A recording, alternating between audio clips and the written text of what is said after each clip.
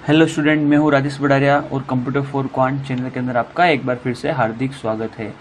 तो please like, share and subscribe my channel computer for quant. तो आज की जो हम सब्जेक्ट कर रहे हैं वो है सेड, या आप बोल सकते हो एसी। तो ये वेरी इंपॉर्टेंट क्वेश्चन है, किसी न किसी एग्जाम के अंदर, प्रीवियस ईयर एग्जाम के अंदर आए हुए हैं। तो प्लीज़ वीडियो स्किप मत करना और सारे के सारे क्वेश्चन जरूर अटेंड करना। और मैं इसके अंदर जो क्वेश्चन है उनको डिटेल में डिस्कस नहीं करूंगा, जो क्वेश्चन है उनके आंसर फटाफट मार्क करते चलूंगा, क्योंकि अब आपके पास बिल्कुल कम टाइम रह गया है और ज़्यादा से ज़्यादा आप क्वेश्चन करने की कोशिश कीजिए। और हाँ, कुछ स्टूडेंट्स मुझे मैसेज करें बार बार कि डीएसए की वीडियो डालिए, डीएसए की वीडियो डालिए, तो मैं उसके क्वेश्चन बना के वीडियो डाल दूंगा। मेरी क्या तबीयत बहुत ज़्यादा ख़राब है, इसलिए मैं वीडियोस रेगुलर नहीं डाल पा रहा हूँ। तो जैसे मुझे टाइम मिलेगा और मैं आपके वीडियो डाल दूंगा। ओके, चलिए तो शुरू करते हैं। फर्स्ट क्वेश्चन देखिए, match the following: condition coverage, equivalence class partitioning, volume testing, alpha testing. और यहाँ पे दिया हुआ है black book testing, system testing, white box testing और परफॉर्मेंस टेस्टिंग। तो देखिए, ये जो क्वेश्चन है वो है टेस्टिंग का। किसका क्वेश्चन है? टेस्टिंग का। तो मोटे तौर पे मैं टेस्टिंग की क्या क्या कैटेगरी से बता देता हूँ आपको। तो जैसे मेरे ख्याल से अब तो सब आपने पढ़ ही लिया है, तो मैं फर्स्ट बता देता हूँ ब्लैक बॉक्स टेस्टिंग। ओके, और ब्लैक बॉक्स टेस्टिंग की फर्दर जो कैटेगरीज है वो आपके पास है equivalence partitioning, equivalence partitioning. Okay, और नेक्स्ट इसकी है boundary value analysis, boundary value analysis. तो मैं पूरा लिख नहीं रहा हूँ, जैसे मैं बोल रहा हूँ, अगर आपको लिखना हो तो आप लिख सकते हैं ना। Black box testing, equivalence partitioning, इसके पार्ट्स है ब्लैक बॉक्स टेस्टिंग और boundary value analysis. Black box testing को ध्यान रखना, हम फंक्शनल टेस्टिंग भी बोल रहे हैं, वेरी इंपॉर्टेंट बता रहा हूँ बात ये। ब्लैक बॉक्स टेस्टिंग को फंक्शनल टेस्टिंग भी बोलते हैं, FN लिख रहा हूँ, मतलब फंक्शनल टेस्टिंग। फिर ब्लैक बॉक्स टेस्टिंग को और क्या क्या बोला जाता है देख लीजिए। ओपेक्यू टेस्टिंग, ओपेक्यू टेस्टिंग, ओके, धुंधला, या इसको बोलेंगे क्लोज्ड बॉक्स टेस्टिंग। कौन सा? Closed box testing. ओके,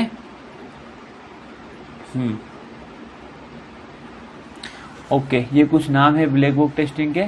फिर ब्लैक बॉक्स टेस्टिंग के बाद हम बात करें तो हमारे पास आ जाएगी वाइट बॉक्स टेस्टिंग। कौन सी आ जाएगी आपके पास? White box testing. तो वाइट बॉक्स टेस्टिंग का दूसरा नाम है बिहेवियरल टेस्टिंग। क्या नाम है? Behavioural testing. ओके, तो देखिए वाइट बॉक्स टेस्टिंग के यूजेस कहाँ कहाँ हैं ये आप देख लीजिए, क्वेश्चन आते हैं एग्जाम के अंदर, तो बताता हूँ क्लिक यू। सबसे पहला है स्टेटमेंट कवरेज। क्या है? Statement coverage. ये थोड़ा सा आप देख लीजिए प्लीज। स्टेटमेंट कवरेज, एसी या एसीडी के क्वेश्चन करने में आपको प्रॉब्लम आ रही होगी, मुझे पता है, क्योंकि क्वेश्चन समझ में ही नहीं आती क्या पूछ रहे हैं। सेकंड है पाथ कवरेज। फिर ये यूजेस बता रहा हूँ, है ना, बस आपको अगर कीवर्ड मैच हो जाए तो आंसर टिक करना है। ब्रांच टेस्टिंग, तो ये क्वेश्चन आएंगे आगे तो आपको समझ में आ जाएगा। फिर देखिए कंडीशनल कवरेज, है ना, कंडीशनल कवरेज। और एक और इसका यूज साइक्लोमेटिक कॉम्प्लेक्सिटी। तो इसका अर्थ में क्वेश्चन मिल जाता है आपको एग्जाम के अंदर, साइक्लोमेटिक कॉम्प्लेक्सिटी। अभी ITI वाइस प्रिंसिपल भी आया था इसका क्वेश्चन। फिर black book testing, white book testing हो गया। उसके बाद यूनिट टेस्टिंग, यूनिट टेस्टिंग, और उसके बाद आपकी होगी इंटीग्रेशन टेस्टिंग। ये क्रम में नहीं है, जो क्रम में कैसे होगा वो आगे हम पढ़ेंगे, मैं पार्ट्स के रूप में बता रहा हूँ। इंटीग्रेशन टेस्टिंग फिर 4 तरह की है, यहाँ देख लीजिए। सबसे पहला है बिग बैंग। कौन सी? Big bang. फिर है टॉप डाउन अप्रोच। फिर है bottom to up approach. Big bang, top down, bottom to up, और लास्ट है आपके पास मिक्स्ड अप्रोच। और इंटीग्रेशन के बाद आप बोल सकते हो सिस्टम टेस्टिंग, सिस्टम टेस्टिंग, जिसके फर्दर 3 पार्ट है आपके पास। कौन कौन से बताइए? अल्फा टेस्टिंग, बीटा टेस्टिंग और एक्सेप्टेंस टेस्टिंग। तो कई बार एग्जाम के अंदर इनसे क्वेश्चन रहता है, अल्फा टेस्टिंग, बीटा टेस्टिंग और एक्सेप्टेंस टेस्टिंग। तो जैसे जैसे आगे क्वेश्चन आएंगे हम डिटेल में पढ़ते जाएंगे। तो एक बार प्लीज आप समझ लीजिए, अब हम आगे वाले क्वेश्चन के अंदर किसी में भी डिटेल डिस्कशन नहीं करेंगे। तो फर्स्ट क्वेश्चन देखिए, condition coverage, equivalence class partitioning, volume testing, alpha testing. तो अब ये मैच करा सकते हैं यहाँ से आप। कंडीशनल कवरेज वो किसके अंदर है? देखिए ये कंडीशनल कवरेज है, किसके अंदर है? White box testing. तो P का आंसर क्या हो जाएगा आपका? 3। आपको याद रखना पड़ेगा। इक्विवेलेंस क्लास पार्टीशनिंग किसमें होता है? ये ब्लैक बॉक्स टेस्टिंग। तो ये हो जाएगा आपका ब्लैक बॉक्स टेस्टिंग में। वॉल्यूम टेस्टिंग, हाँ वॉल्यूम टेस्टिंग देखिए ये पार्ट है आपका परफॉर्मेंस टेस्टिंग का। किसका पार्ट है? परफॉर्मेंस टेस्टिंग का। इसके बहुत सारे एग्जांपल्स हैं। फिर देखिए अल्फा टेस्टिंग मैंने बताया था अभी तक, अभी किसका है वो? सिस्टम टेस्टिंग का पार्ट। तो परफॉर्मेंस टेस्टिंग के बहुत सारे पार्ट है। अगर आगे एग्जाम में आया अगर आगे कोई क्वेश्चन आता है तो उसके अंदर मैं आपको डिटेल में बता दूंगा, ठीक है। तो जो फर्स्ट क्वेश्चन है उसका आंसर हमारा क्या हो गया? सी हो गया। क्या हो गया? C answer. पी का 3, बी का क्यू का फर्स्ट, और आर का हो जाएगा आपके पास 4, और एस का हो जाएगा आपके पास सेकेंड। तो इसका जो आंसर आपके पास हो गया है, कौन सा हो गया है? सी वाला आंसर आपके पास आ चुका है। नेक्स्ट क्वेश्चन की ओर मूव करते हैं अब हम।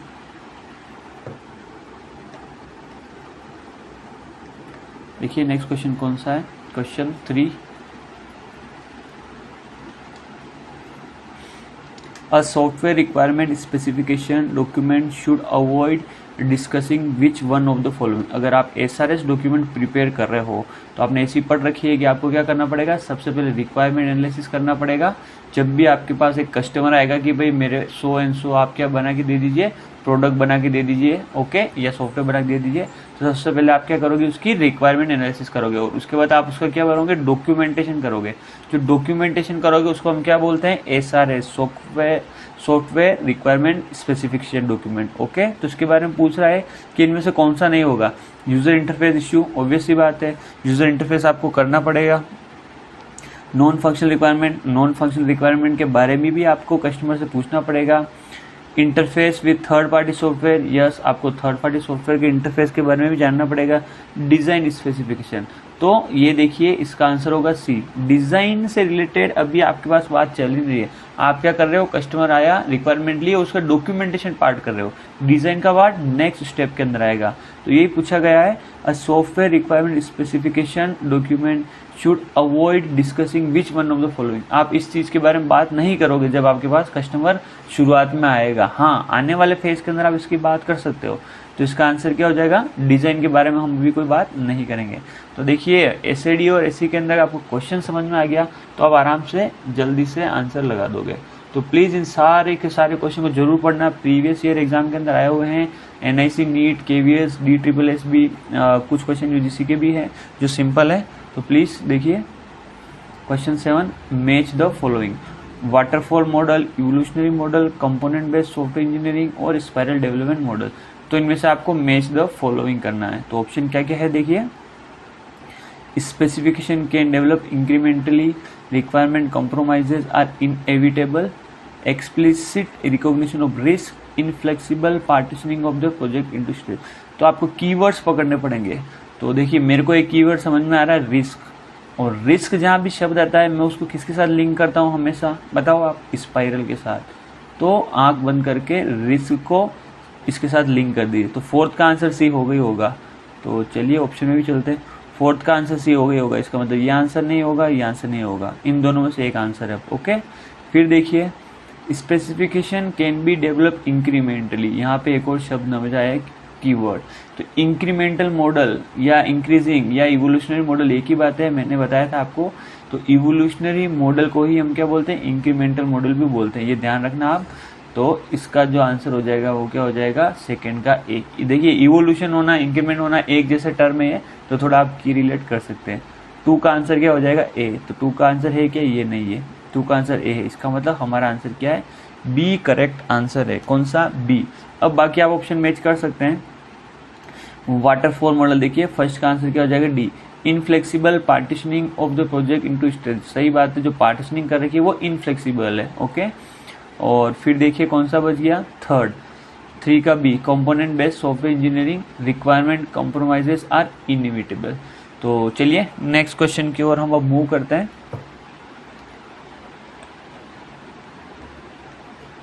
नेक्स्ट क्वेश्चन देखिए, question 9, in the context of modular software design which one of the following combination is desirable. तो मॉड्यूलर सॉफ्टवेयर डिजाइन की बात की है। High cohesion high coupling, high cohesion low coupling, low cohesion high coupling, low cohesion high coupling. तो cohesion और coupling का concept आपको पता होगा मेरे ख्याल से, जिसको नहीं पता थोड़ा देख लीजिए। कोहेजन मतलब घर के अंदर बातचीत करना, ठीक है। एक जो फैमिली मेंबर है, दादा दादी है, वो अपने को बताते रहते हैं क्या करना है क्या नहीं करना। तो जो हमारी फैमिली का मैटर है उसको हम क्या बोलेंगे, कोहेजन बोलेंगे। और कपलिंग मतलब क्या हो गया, अपनी घर की बात किससे करना, अड़ोसी पड़ोसी से। किससे करना, अड़ोसी पड़ोसी से।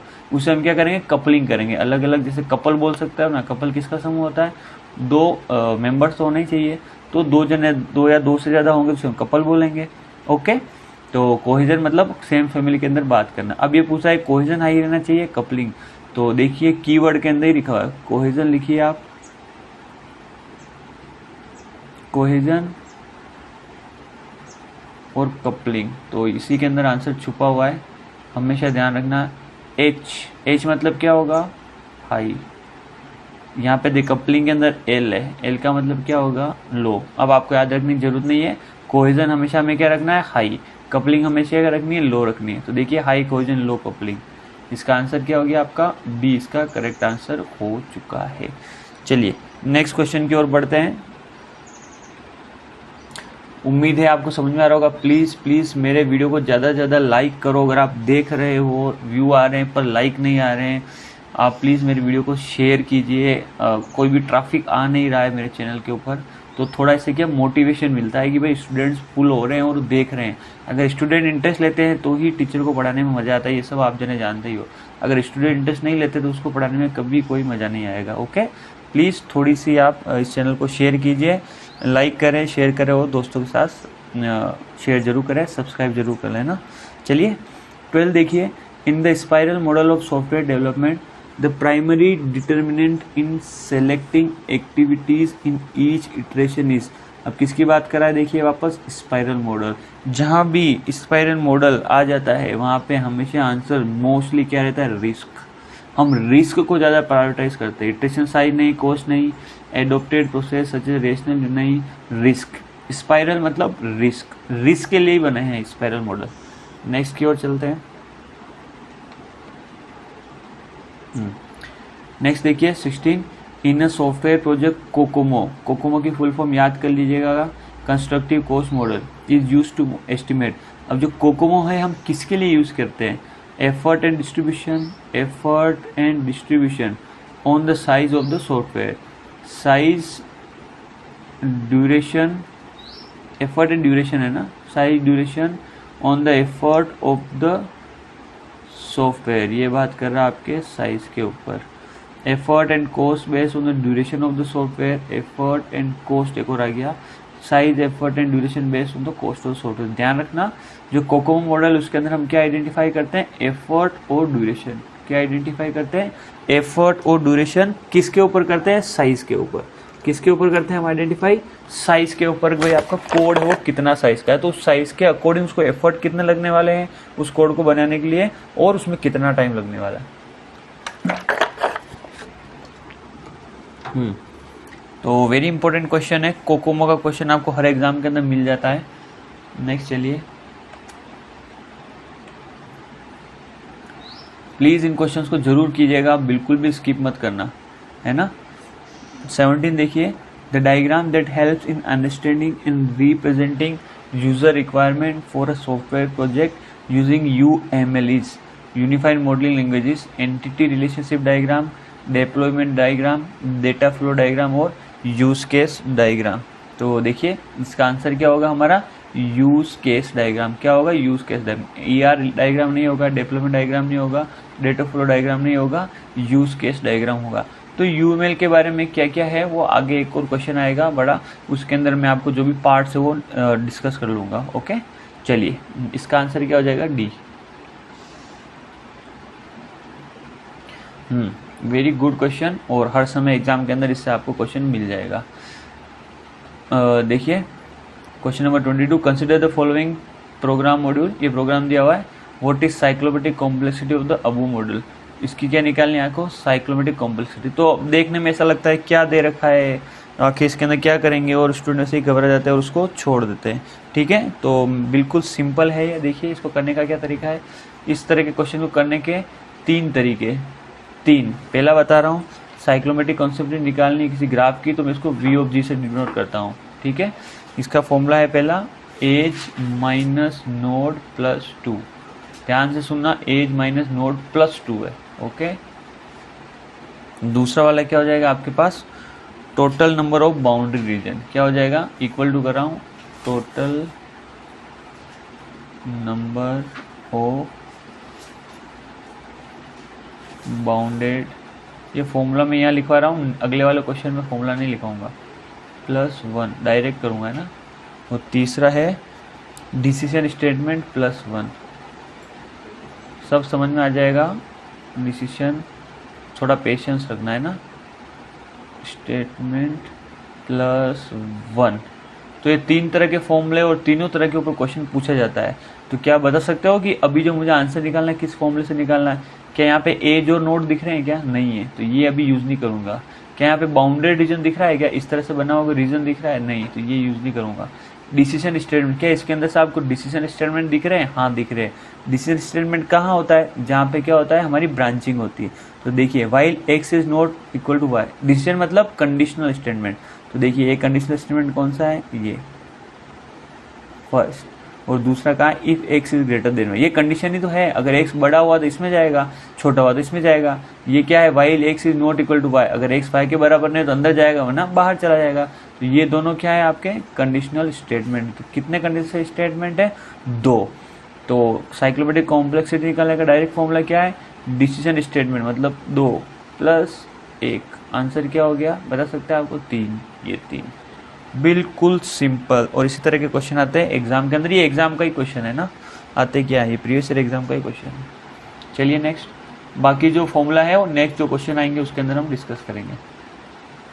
वीडियो को लाइक कर दें, लाइक कर दें, प्लीज़ लाइक कर दें, लाइक्स नहीं आ रहे हैं, मेरा चैनल सरफेस पे आ ही नहीं रहा है, okay. Which of the following is not UML diagram, इनमें से कौन सा UML डायग्राम नहीं है। तो देखिए use case, class diagram, analysis diagram और स्विम लेन डायग्राम। तो देखिए इनमें से कौन सा UML डायग्राम नहीं है। तो कुछ UML डायग्राम के जो एग्जाम्पल्स है मैं आपको बता देता हूँ यहीं पे। तो जो आपकी UML डायग्राम है वो 2 तरह के है ना, UML डायग्राम है वो आपके कितने, 2 तरह के हैं, ये ध्यान रखिए, यहाँ से डायरेक्ट क्वेश्चन आता है और ये एग्जाम का ही क्वेश्चन है। ऐसे भी सारे प्रीवियस ईयर एग्जाम के क्वेश्चन है, स्ट्रक्चरल डायग्राम और हो गए आपके बिहेवियरल डायग्राम।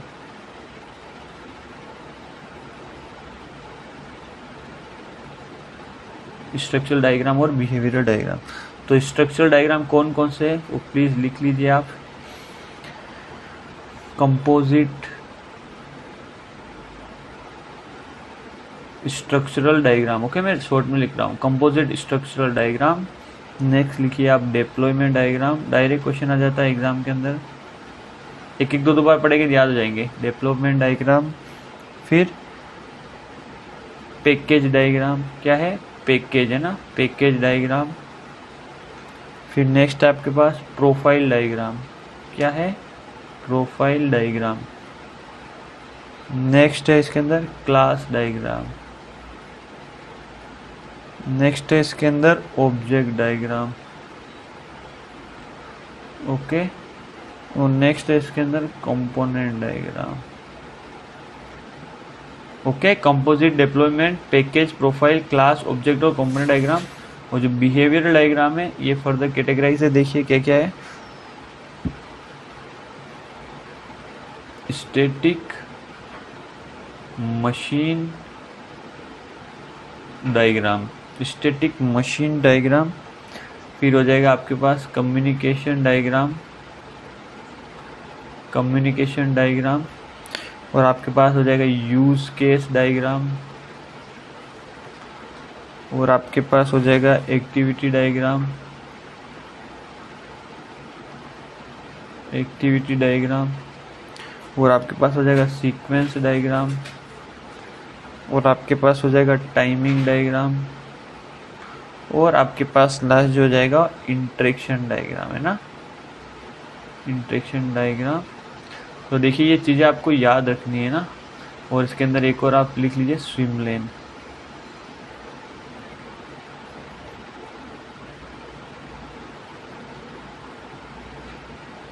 स्विमलेन। इसमें पूछा है कि इनमें से कौन सा यूएमएल डायग्राम नहीं है। यूज केस डायग्राम है, यूज केस डायग्राम हाँ है, तो ये तो ट्रू है। क्लास डायग्राम है, क्लास डायग्राम है, ट्रू है। स्विमलेन डायग्राम है, स्विमलेन डायग्राम है, ट्रू है। एनालिसिस डायग्राम है, नहीं है, नहीं है। एक्टिविटी डायग्राम है, फॉल्स है। इसका मतलब इस क्वेश्चन का आंसर क्या हो गया आपका, सी आंसर हो चुका है। ओके, तो ध्यान रखना इस तरह के क्वेश्चन आते हैं एग्जाम के अंदर, डायरेक्ट आपको कुछ चीज़ें याद रखनी पड़ेगी, है ना। क्वेश्चन को आइडेंटिफाई करने की कोशिश कीजिए, आंसर अपने आप आ जाएगा। नेक्स्ट लिखिए, नेक्स्ट क्वेश्चन देखिए, 30 क्वेश्चन देखिए। अब physical DFD specifies, physical DFD data flow diagram क्या स्पेसिफाई करेगा, 30 का आंसर है ना। What process will be used, who generates data and who process it, what each person in an organization does, which data will be generated। तो DFD का काम क्या करता है, who generate data and who process it, कौन data generate करता है और कौन प्रोसेस करता है। तो जनरल सी बात है, आप फटाफट याद कर लीजिए ये। नेक्स्ट क्वेश्चन चलिए, एक बार आप पढ़ लीजिए। In UML diagram of a class a state of object cannot be represented, state is irrelevant, state is represented as an attribute और state is represented as a result of an operation। तो देखिए, अगर UML diagram है तो सबसे पहले आपको बताना पड़ेगा क्लास, क्लास के बाद हम मेंशन करते हैं उसके एट्रीब्यूट, उसके बाद हम मेंशन करते हैं उसके बाद उसके ऑपरेशंस, ठीक है, और ऑपरेशन के बाद हम मेंशन करते हैं उसके relationship, okay, relationship among the object. तो इस तरीके से आपका UML जो डायग्राम उसका पूरा का पूरा फॉर्मेट रहता है। तो इसका आंसर है state is represented as an attribute. State को हम कैसे रिप्रेजेंट कर सकते हैं, एट्रीब्यूट के थ्रू रिप्रेजेंट कर सकते हैं। प्लीज़ वीडियो को लाइक कीजिए, लाइक कीजिए, लाइक कीजिए और ज़्यादा से ज़्यादा शेयर कीजिए ना। 34 देखिए, तो lower degree of cohesion is kind of. तो अब आपको कोहेजन और कपलिंग के डिटेल वर्जन के बारे में पूछा गया है। तो एक बार मैं लिख लेता हूँ कौन कौन से होते हैं, आपको याद होने चाहिए। एग्जाम के अंदर एक क्वेश्चन आपको इसके अंदर मिल जाएगा, है ना। तो चलिए, कोहेजन कौन कौन से होते हैं, सबसे पहले यह लिख ला, कोइंसिडेंटल, कोइंसिडेंटल। सेकंड कौन सा होगा, लॉजिकल, ठीक है। थर्ड कौन सा होगा, टेम्पोरल। फोर्थ होगा प्रोसीजरल।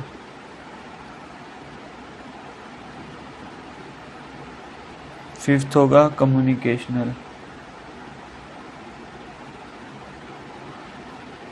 सिक्स होगा सीक्वेंशियल और सेवेंथ होगा फंक्शनल।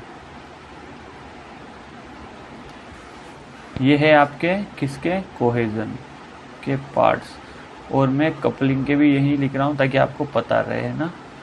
चलिए, कपलिंग के देख लीजिए, सिंपल है, डेटा स्टैम्प, कंट्रोल, कॉमन और कंटेंट। और ये नीचे से ऊपर क्या हो रहा है, बढ़ रहे हैं। यहाँ सबसे पहले लो है और यहाँ क्या आपके पास हाई है। मतलब कोइंसिडेंट कोहेजन है जो लो है और फंक्शनल कोहेजन है जो हाई है। डेटा कपलिंग है वो लो है और कंटेंट कपलिंग है सबसे हाई है। पूछा क्या गया, देखिए, तो lower degree of cohesion is kind of. Lower degree कौन सी है, कोहेजन की, तो कोहेजन ये है। और लोअर डिग्री कोइंसिडेंटल, तो इसका आंसर है कोइंसिडेंटल। तो आपको याद होगा तो डायरेक्ट आपको आंसर मार्क करना है, लॉजिकल नहीं, प्रोसीजरल नहीं और कम्युनिकेशनल नहीं। ओके, चलिए नेक्स्ट क्वेश्चन देखिए। 35 क्वेश्चन देखिए, विच of the following UML 2.0 diagram capture behavioural aspect of a system. तो आपको ये सीरीज बतानी है। ओके, तो सबसे पहले कौन क्या आएगा तो मैं बता देता हूँ आपको। तो अभी हमने देखा था कि behavioural aspect of a system में कौन कौन से आएंगे। तो जस्ट अभी हमने एक क्वेश्चन पहले ही किया इसको,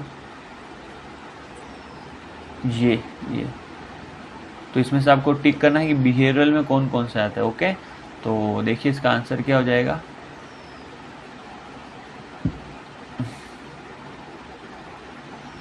इसका जो आंसर है वो 36 का आंसर है B. Use case diagram behaviour में आता है, हाँ। एक्टिविटी डायग्राम आता है, हाँ। स्टेट मशीन आता है, हाँ। यूज केस आता है, ऑब्जेक्ट डायग्राम आता है क्या, एक्टिविटी आता है, शायद ऑब्जेक्ट डायग्राम नहीं आता। ऑब्जेक्ट डायग्राम जो हमारा स्ट्रक्चरल में आता है, ऑब्जेक्ट स्ट्रक्चरल में आता है, ऑब्जेक्ट स्ट्रक्चरल में आता है, ओके। कम्युनिकेशनल टाइमिंग आता है, इंटरेक्शन, ओके, ये सारी चीज़ें हैं। चलिए नेक्स्ट क्वेश्चन देखिए। तो प्लीज़ वीडियो को स्किप मत करना, लास्ट तक जरूर देखना, इससे आपको काफ़ी बेनिफिट मिलेगा। एसी के क्वेश्चन आप आराम से कर पाओगे, सेड और एसी के ना। विच of the following is not a life cycle model, इनमें से कौन सा नहीं। स्पाइरल है, हाँ ट्रू। प्रोटोटाइप मॉडल है, हाँ ट्रू। वाटरफॉल मॉडल है, हाँ ट्रू। ये नहीं है। Capability maturity model, okay. चलिए नेक्स्ट क्वेश्चन चलिए। चलिए अच्छा क्वेश्चन आ गया वापस, अभी हमने देखा था उसी के ऊपर बेस्ड क्वेश्चन है। तो 39 question, the cyclomatic complexity of each of the modules X and Y shown below is 10।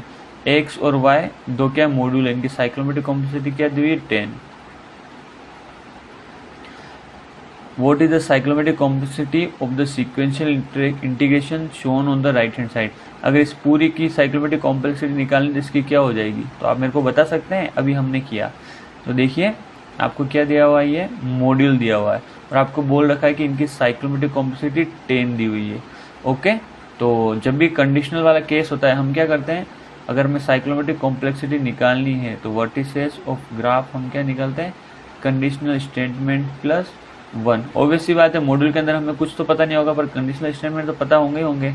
इसकी 10 है, इसका मतलब कंडीशनल स्टेटमेंट कितने रहे होंगे इसके अंदर, 9 है।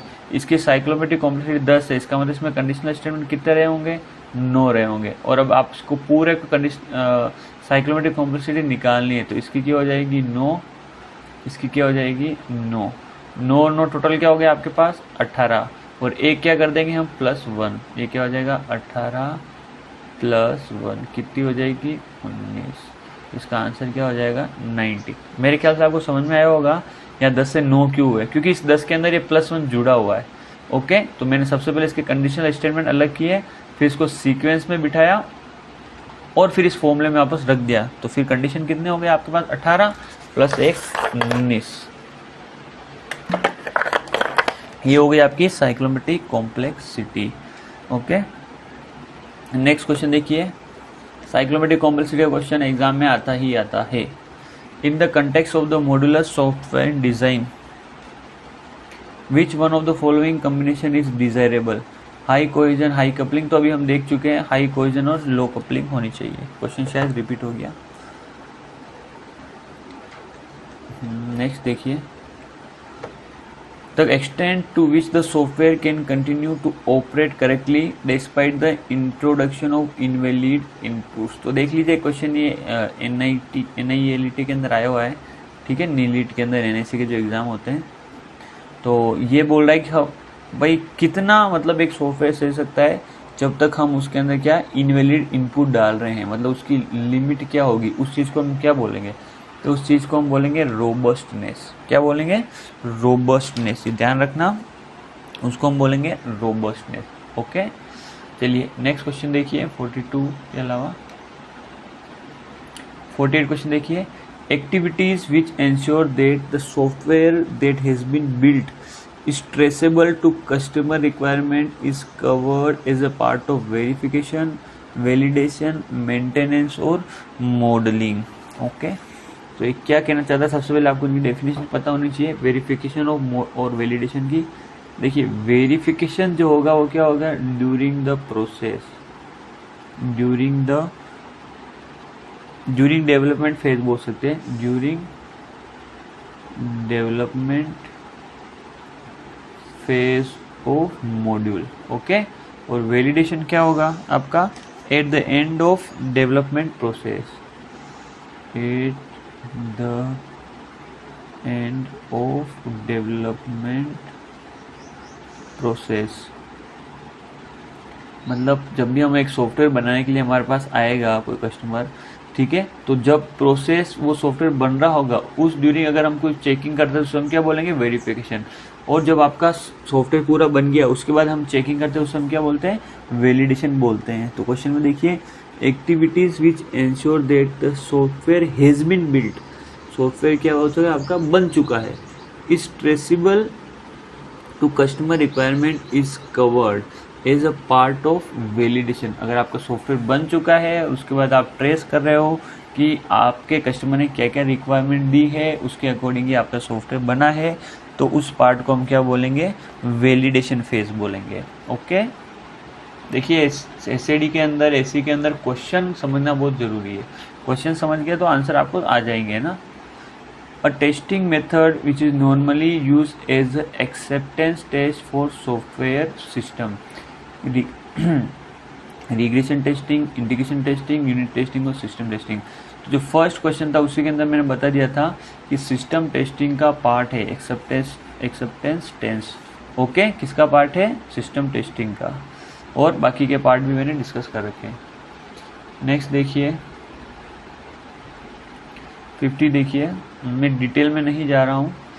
और context model of a software system can be shown by drawing level 0 DFD, level 1 DFD, level 2 DFD और लेवल 3 DFD।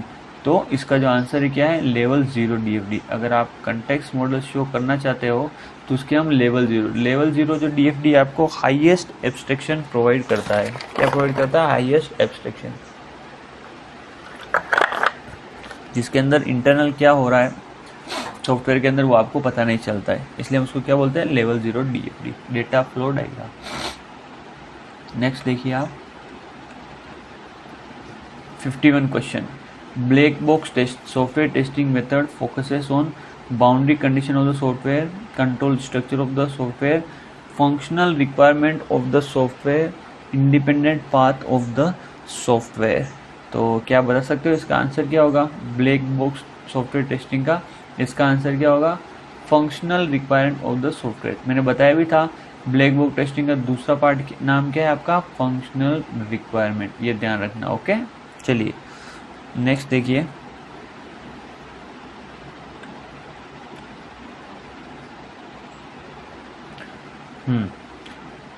ओके, साइक्लोमेट्रिक कॉम्प्लेक्सिटी का फिर से क्वेश्चन आया है। 3 तरह के क्वेश्चन थे, तीनों अलग अलग तरीके, तो मैंने तीनों डाल दिए ना। The cyclomatic complexity matrix vertices of a graph of the following control graph. इसका आपको साइक्लोमेट्रिक कॉम्प्लेक्सिटी निकालना है। तो मैंने आपको एक फॉर्मूला बताया था जिसके अंदर वर्टिसेस ऑफ आपको ग्राफ निकालने हैं। तो मैंने बोला था नंबर ऑफ बाउंडेड रीजन्स, क्या बोला था, number of bounded reason +1, number of bounded reason +1। अब बाउंडेड रीजन क्या होते हैं, जो लूप में गिरे हुए थे, कौन कौन से, देखिए एक ये है 1, एक ये है 2 और ये रहा एक ये है 3। ओके, 1, 2 और 3, तो लिख लीजिए यहाँ पे 3 + 1, आंसर क्या हो गया 4। ये मार्क कर दीजिए बस, वेरी सिंपल। 53 का आंसर क्या हो गया आपका बी। बाउंडेड रीजन समझ गए ना, जो गिरे हुए हैं, यहाँ देखिए ये पूरा का पूरा बाउंड हुआ है, ये देखिए ये रीजन पूरा हुआ ABC से बाउंड हुआ है। ओके, इसकी बात कर रहा हूँ मैं। ये जो रीजन है वो किससे गिरा हुआ है, BCD से, ये वाला, फिर ये वाला रीजन BD से गिरा हुआ है। ओके, तो कितने हो गए 1, 2, 3 +1 4, इसका आंसर हो गया बी। उम्मीद है आपको समझ में आ रहा होगा। ये सारे के सारे प्रीवियस ईयर क्वेश्चन से जरूर देखना, वीडियो स्किप मत करना। What is the cyclomatic complexity of a module which has 17 edges and 13 nodes? देखिए बिल्कुल सिंपल क्वेश्चन है, अगर आपको फॉर्मूला पता होगा तो आप डायरेक्ट निकाल दोगे। तो मैंने फर्स्ट जो फॉर्मूला था लिखवाया था, vertices of a graph is edges minus node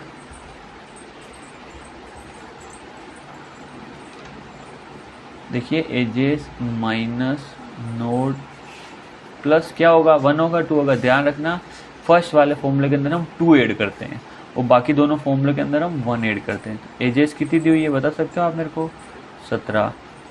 node कितने दिए हुए हैं 13 + 2, क्या हो जाएगा आंसर 4 + 2 कितना होता है 6। इसका आंसर क्या हो जाएगा 6। 56 का आंसर क्या हो जाएगा सी करेक्ट आंसर है, साइक्लोमेट्रिक कॉम्प्लेक्सिटी।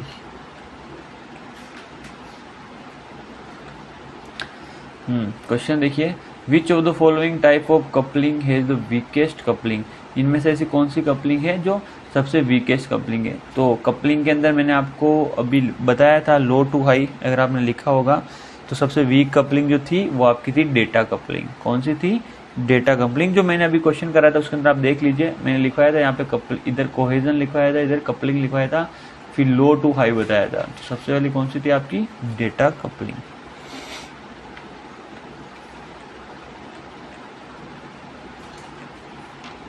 नेक्स्ट क्वेश्चन देखिए 61। For a software project the spiral model was employed, when will the spiral stop? अगर कोई सॉफ्टवेयर है जिसके अंदर कौन सा मॉडल यूज किया गया है? Spiral model. तो कब जो स्पाइरल मॉडल है वो बंद होगा, स्टॉप होगा? When the software product is retired, जब सॉफ्टवेयर रिटायर्ड हो जाएगा। When the software product is release after beta testing, when the risk analysis is completed और after completing 5 लूप। तो 5 लूप कंप्लीट होने के बाद कोई मतलब नहीं है, रिस्क एनालिसिस कभी खत्म होती नहीं है, हमेशा सॉफ्टवेयर चलेगा तो रिस्क रहेगी। ओके, रिलीज होने के बाद भी रिस्क तो रहेगी। तो ये तो तभी बंद होगा जब वो सॉफ्टवेयर पूरा का पूरा आपका क्या हो जाएगा? रिटायर्ड हो जाएगा। ओके, वेरी इंपॉर्टेंट क्वेश्चन है। स्टूडेंट कोई भी डीमोटिवेट नहीं होगा, अपने आप को मोटिवेट रखिए। जो सिलेबस आपके लिए है वो सिलेबस सभी स्टूडेंट्स के लिए है। तो कोई भी ये ना सोचे कि भाई मेरा सिलेबस बहुत बड़ा है, मैं कैसे कवर करूं। प्लीज़ ओके, एग्ज़ाम के बहुत कम दिन रह गए हैं, तो करिए, ज़्यादा से ज़्यादा आप रिविज़न कीजिए। ओके, चलिए क्वेश्चन देखिए, मैं आपका टाइम वेस्ट नहीं करूँगा ज़्यादा। 72 देखिए, red software process model stands for. Red की फुल फॉर्म क्या है? तो rapid application development, rapid application design, relative recent नहीं, इसका आंसर है ए, रैपिड एप्लीकेशन डेवलपमेंट। ओके, 72 का आंसर क्या हो जाएगा? ए आंसर हो जाएगा। नेक्स्ट क्वेश्चन देखिए, और डीएसए के लिए स्टूडेंट बोल रहे हैं वीडियो डालने के लिए, तो मैं इसके क्वेश्चन जैसे ही मिलते हैं मैं इसके डाल दूंगा। Okay, the advantages of better testing in software development is in waterfall, prototyping, iterative, all of this. तो आप ये बता सकते हैं टेस्टिंग वाटरफॉल के अंदर कोई इफेक्टिव नहीं है क्योंकि कोई फीडबैक सिस्टम नहीं है। प्रोटोटाइपिंग के अंदर आपको सबसे पहले एक टॉय दिया जाएगा, टॉय।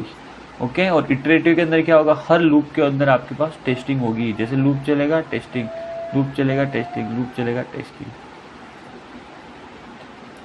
नेक्स्ट क्वेश्चन देखिए 78 क्वेश्चन क्या बोल रहा है?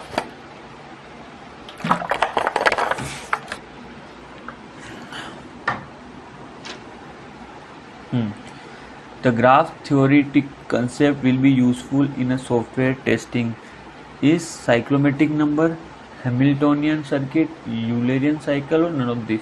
तो हमने ग्राफ थ्योरेटिकल कंसेप्ट जो हमने यूज किया था सॉफ्टवेयर टेस्टिंग के अंदर, उसे हम क्या बोलते हैं? साइक्लोमेट्रिक नंबर। ओके, क्वेश्चन देखिए, डरिएगा मत। एक्चुअली कुछ क्वेश्चन कंसेप्ट बिल्ड के लिए होते हैं, वो लाने जरूरी होते हैं, इसलिए मैं लेके आया हूँ। आप ऐसे मत सोचिए कि इतने बड़े बड़े क्वेश्चन तो आएंगे नहीं एग्जाम के अंदर, मुझे भी पता है।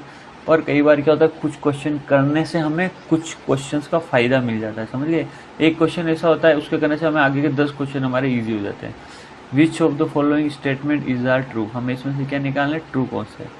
तो सॉफ्टवेयर री engineering is preferable for software product having high failure rates, having poor design and और हैविंग पुअर कोड स्ट्रक्चर। तो देखिए, सबसे पहले सॉफ्टवेयर इंजीनियरिंग क्या होता है? इस सॉफ्टवेयर इंजीनियरिंग का हम यूज़ क्यों करते हैं? री इंजीनियरिंग का। तो क्या होता है, कोई भी कोड जैसे उसकी फेलियर रेट ज़्यादा हो, पुअर डिज़ाइन हो, पुअर कोड स्ट्रक्चर हो, मतलब सॉफ्टवेयर तो बन चुका है और वापस उसको री इंजीनियरिंग करना है कि इसके अंदर क्या प्रॉब्लम रह गई। दूसरा क्या देखिए, software reverse engineering is the process of analyzing software with the objective of recovering its design and requirement specification। तो इसका जो बेस्ट एग्जांपल मैं बता देता हूँ। आपको पता है इंडिया की तरफ से एक ब्रह्मोस मिसाइल थी, वो पाकिस्तान के ऊपर छोड़ दी गई थी, है ना? अभी हालिया की बात है, 1 महीने अगर आप करंट थी कि आपको पता हो। मतलब उसके ऊपर कोई वार हेड नहीं था, कोई बम नहीं था, ऐसे ही ट्रायल पर्पज़ के लिए किसी भी तरीके से। बाद में सब बोला गया कि गलती से वो मिसाइल कहाँ चली गई? पाकिस्तान के अंदर चली गई। तो फिर पाकिस्तान वालों ने क्या बोला कि ये जो आपकी मिसाइल तो आपने दे दी है, पर हम क्या करेंगे, अब इसके ऊपर क्या करेंगे? रिवर्स इंजीनियरिंग करेंगे। क्या करेंगे? Reverse engineering. इसका ये मतलब है कि देखिए, वैसे तो मिसाइल अपने आप को डिस्ट्रक्ट कर देती है, तो भी कुछ पार्ट्स बच जाता है ना। तो क्या करेंगे, जैसे इंजन है तो चेक करेंगे भाई इसका इंजन कैसे बनाया गया है, आखिर मिसाइल किस तरीके से बनाई गई है, जैसे इसकी तेज गति से चलती है। तो दूसरों की टेक्निक को जानना या किसी ऐसा प्रोडक्ट जो बना हुआ मार्केट के अंदर उसको देख के अपने खुद का इस तरह से प्रोडक्ट डेवलप करना, तो उस चीज़ को हम क्या बोलते हैं, रिवर्स इंजीनियरिंग। तो इसके अंदर जो आपका आंसर सही है पी और क्यू दोनों के दोनों आंसर आपके सही है। ओके, चलिए नेक्स्ट क्वेश्चन देखिए। Software coupling involves dependencies among pieces of software called modules. तो कपलिंग है वो कहाँ है, मॉड्यूल्स के ऊपर डिपेंडेंट है, ऑब्वियस सी बात है। Which of the following are correct statement with respect to module coupling. अब हम कपलिंग की बात कर रहे हैं ना, कपलिंग जहाँ बोलेंगे वहाँ पे क्या होंगे, ऑब्वियस सी बात है मॉड्यूल्स हमारे पास होंगे ही होंगे। Couple, common coupling occurs when two modules share the same global data. अब आपको इनकी डिटेल के बारे में पूछा गया तो थोड़ा थोड़ा सा याद रख लीजिए, ठीक है। तो common coupling when two module share same data, तो बिल्कुल ट्रू है। कॉमन कपलिंग के अंदर क्या होता है, जो दो मॉड्यूल है वो सेम डेटा को क्या करते रहते हैं, शेयर करते रहते हैं। ओके, फिर देखिए control coupling occurs when module share a composite data structure and use only part of it. तो इसको हम कंट्रोल कपलिंग नहीं बोलते हैं, इसको हम बोलते हैं स्टैम्प कपलिंग। क्या बोलते हैं, स्टैम्प कपलिंग। तो ये वाला क्या हो जाएगा आपका false.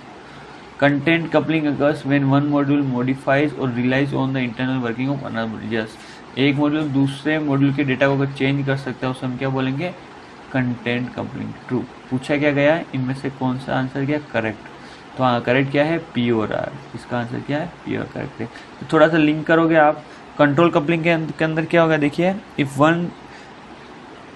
If one module decides the function of other और changes its flow of execution. Control coupling के अंदर क्या होगा, एक मॉड्यूल है दूसरे के फ्लो को कंट्रोल कर रहा है, या दूसरा मॉड्यूल है पहले के मॉड्यूल के फ्लो को कंट्रोल कर रहा है, उसे हम क्या बोलेंगे, कंट्रोल कपलिंग। नेक्स्ट क्वेश्चन देखिए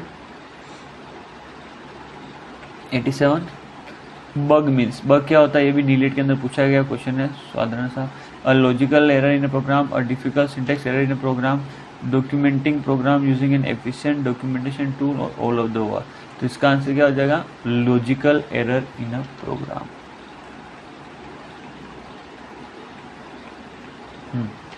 देखिए match the following UML diagram list 1 with appropriate description in list 2। तो state diagram, use case diagram, class diagram और एक्टिविटी डायग्राम। तो इसके अंदर आपको इनके आंसर लगाने हैं। तो 91 का जो आंसर है हमारे पास है सी। इसका जो आंसर है कौन सा है, 91 का जो आंसर है सी। तो आप मैच कर लीजिए और कीवर्ड्स ढूंढिए, इसलिए मैंने क्वेश्चन दिया है ये। ए का आंसर हमारे पास क्या है, 4th, बी का आंसर है 1st, सी का आंसर है 2nd और डी का आंसर है आपका 3rd। तो कीवर्ड आइडेंटिफाई करने की कोशिश कीजिए। स्टेट डायग्राम मतलब use to describe the dynamic behaviour, dynamic of object and could also be use to describe the entire system behaviour. Use case diagram describe how the external entities, people, devices can interact with the system. फिर क्या हो जाएगा आपके पास, class use to describe the static और structural view of a system. Activity diagram देखिए, use to show the flow of a business process, the steps of a use case और the logic of the behaviour. तो जो भी ये detail है आप इन सबके सामने याद रखिए। अब जैसे अभी तो 4 दे रखा है एग्जाम के अंदर, आपको इसमें टूट के 1 भी आ सकता है। ओके, ये आ जाएगा स्टेट डायग्राम कौन सा होता है और ये 4 ऑप्शन आ जाएंगे। तो उसके इसके अंदर आंसर आपका सिंपल हो जाएगा, इसलिए आपको पता होना चाहिए।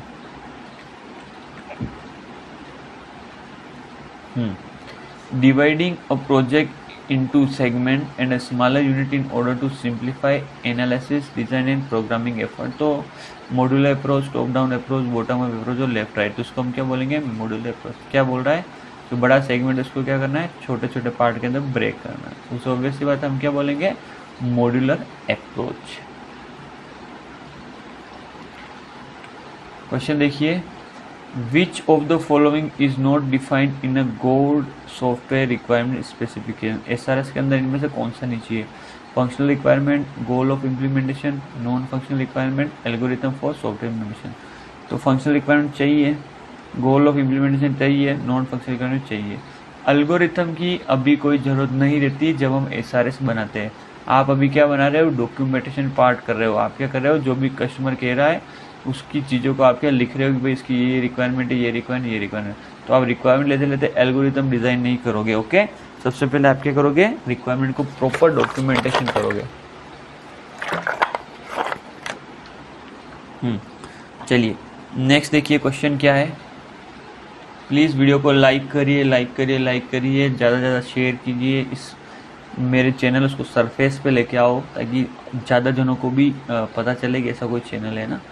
Software requirement specification is also known as SRS को हम ये भी कहते हैं। तो ये भी किसी एग्जाम के अंदर आया क्वेश्चन है, तो इसलिए मैं आपको इसको लेके आ गया था 103। तो इसका आंसर है ब्लैक बॉक्स टेस्टिंग। तो SRS को हम ब्लैक बॉक्स टेस्टिंग भी बोलते हैं, वाइट बॉक्स नहीं, इंटीग्रेटेड नहीं, एक्सेप्टेंस नहीं, ब्लैक बॉक्स टेस्टिंग भी बोलते हैं। क्वेश्चन देखिए, what is describe by means DFD as studied earlier and represented in algebraic form. तो DFD के बारे में पूछना है, data flow, data storage, data structure, data element. तो DFD मतलब डेटा फ्लो को बताएगा। तो अगर आपको कंसेप्ट पता है तो सीधे सीधे डायरेक्ट आंसर आप लगा लोगे। ठीक है, 107 देखिए, the coupling between different modules of software is categorized as. तो इसके बारे में लिख चुका हूँ, मैंने आपको बताया था लो टू हाई कपलिंग, और मैंने बताया था सबसे पहले आपका कौन सा है, डेटा कपलिंग है ना, उसके बाद स्टाम्प कपलिंग, उसके बाद कंट्रोल, कॉमन और कंटेंट। तो आपको बताना है इसके अंदर strongest to weakest, strongest to weakest. तो स्ट्रॉन्गेस्ट तो ये है डेटा कपलिंग ना, स्ट्रॉन्गेस्ट आपका क्या हो जाएगा, कंटेंट कपलिंग, फिर कॉमन, स्ट्रॉन्गेस्ट। हाँ मैंने यही लिखाया था, ये कपलिंग के सही ऑर्डर में जमा हुए हैं, लो और ये हाई कपलिंग है। तो 1 2 3 4 5, 1 2 3 4 5, इसका आंसर क्या हो जाएगा, आपका ए आंसर हो जाएगा 107 का। 124 देखिए question, which of the following is desirable property of a module. कौन सी मॉड्यूल की डिजायरेबल प्रॉपर्टी है। तो आप क्या बता सकते हैं इसका आंसर। लो कोहेजन हो गया का, नहीं होगा। कोहेजन हमेशा क्या होना चाहिए आपका, हाई। कपलिंग हाई होनी चाहिए क्या, नहीं होनी चाहिए। कपलिंग हमेशा क्या होना चाहिए, लो। मल्टी फंक्शनल नहीं। इसका आंसर क्या है, इसका इंडिपेंडेंसी। जो मॉड्यूल है ज़्यादा से ज़्यादा अगर इंडिपेंडेंट रहे तो ही अच्छा रहेगा, ताकि उसकी कपलिंग कम होगी और कोहेसिवनेस क्या होगी, ज़्यादा होगी। क्वेश्चन देखिए 125, विच of the following represent the life cycle of a software development. कौन सा इनमें से है जो सॉफ्टवेयर डेवलपमेंट के लाइफ साइकिल रिप्रेजेंट करता है। Design, analysis, coding, operation, maintenance, testing. सबसे पहले देखिए, सबसे पहला डिज़ाइन फेस आपका कभी नहीं आएगा, ये आंसर नहीं हो सकता, ये नहीं होगा। सबसे पहले डिज़ाइन कैसे करोगे, सबसे पहले आप एनालिसिस करोगे, तो सबसे पहले आपका आएगा एनालिसिस फेज, फिर डिज़ाइन फेज, सही है, फिर कोडिंग फेज, सही है, फिर आपको देखना है टेस्टिंग, ऑपरेशन एंड मेंटेनेंस। तो ऑब्वियसली बात है, मेंटेनेंस फेज जो है हमेशा सबके क्या आएगा, सबसे लास्ट में आएगा, जब प्रोडक्ट आपका रिलीज हो चुका होगा। तो ऐसा आप क्रॉस वो भी कर सकते हो आप, है ना, एलिमिनेट कर सकते हो। ठीक है, तो आंसर क्या हो जाएगा, बी हो जाएगा। वीडियो को लाइक करते रहें, ज़्यादा से ज़्यादा शेयर करें, लास्ट तक जरूर देखें, वैसे अब ख़त्म होने वाला ही है। अगर DSA के क्वेश्चन चाहिए तो मैं कोशिश करूंगा जल्दी से डालने की, क्योंकि टाइम आपके पास भी कम रहा है। What is the normal order of activities in which traditional software testing is organize. Integration testing, system testing, unit testing, validation testing. तो देखिए सबसे पहले यूनिट टेस्टिंग आएगा, जैसे देखिए जैसा नाम वैसे काम, यूनिट टेस्टिंग मतलब अलग अलग। उसके बाद क्या होगा, इन सबको हम क्या करेंगे, इंटीग्रेट करेंगे, इसे हम क्या बोलेंगे, इंटीग्रेशन टेस्टिंग। ये अलग अलग यूनिट है, यूनिट टेस्टिंग। इंटीग्रेट किया तो इंटीग्रेशन टेस्टिंग। इंटीग्रेट करने के बाद क्या काम करेंगे, हम इसकी वैलिडिटी चेक करेंगे, वैलिडेशन। वैलिडेशन मैंने बताया था ना, प्रोडक्ट बनने के बाद ही चेक होगा, तो ये वैलिडेशन है या नहीं, वैलिड है या नहीं, तो उसको हम क्या बोलेंगे, वैलिडेशन टेस्टिंग। उसके बाद हम क्या करेंगे, अभी पूरा सिस्टम बन चुका है, तो अब इसके बाद हम क्या करेंगे, इसकी सिस्टम टेस्टिंग। तो आंसर देखिए क्या होगा इसका, 130 का बी, CADB, CAD और B। चलिए नेक्स्ट क्वेश्चन देखिए, the quick design of a software that is visible to end user leads to. जो एंड यूजर को दिख रहा है, iterative model, prototype model, spiral model, waterfall model. तो मेरे ख्याल से आपको समझ में आ गया होगा, एक ऐसी क्विक डिजाइन जो एंड यूजर को एक बार तो पता चल जाएगा, अच्छा मेरा सॉफ्टवेयर इस तरह से बनने वाला है। तो ये चीज़ किसके अंदर होती है, प्रोटोटाइप मॉडल के अंदर, जिसके अंदर क्या होता है, एक टॉय रिप्रेजेंटेशन होता है। ओके, टॉय रिप्रेजेंट, जैसे हम बड़ा घर बनाना चाहते हैं, उसका नक्शे के अलावा आजकल 3D इमेज भी बनती है ना, कि भाई आपका घर बन के ऐसा तैयार होगा। तो इसी प्रकार सॉफ्टवेयर के अंदर भी होता है, एक टॉय रिप्रेजेंटेशन होता है जिसको हम क्या बोलते हैं, प्रोटोटाइप मॉडल। ओके, चलिए थैंक यू, बहुत बहुत धन्यवाद अंत तक बने रहने के लिए। तो विद्यार्थियों, दोस्तों, मित्रों, प्लीज़ चैनल को ज़्यादा से ज़्यादा शेयर करें फेसबुक के ऊपर, टेलीग्राम के ऊपर, जहाँ भी आपके लिंक है। थोड़ी सी इन सर की भी आप हेल्प कीजिए, ओके। और भी आपको कुछ चाहिए तो प्लीज़ कमेंट कीजिए। जैसे तबीयत सही हो रही है तो मैं आपके लिए वापस वीडियो लेके आ जाऊँगा। जितना टाइम आपके पास कम बचा है, ज़्यादा से ज़्यादा अच्छी चीज़ें लाने की कोशिश करूँगा मैं, ओके। Thank you.